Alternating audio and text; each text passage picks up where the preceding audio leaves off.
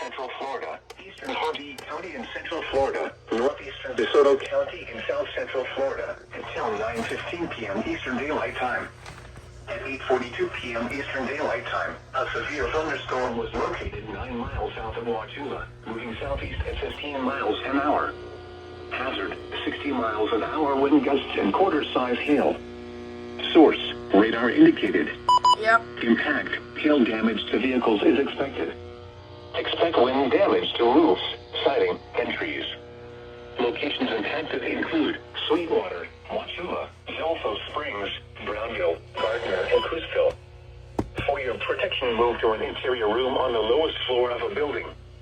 Repeating, a severe thunderstorm warning has been issued until 9:15 p.m. Eastern Daylight Time for the following county: Harvey, Florida.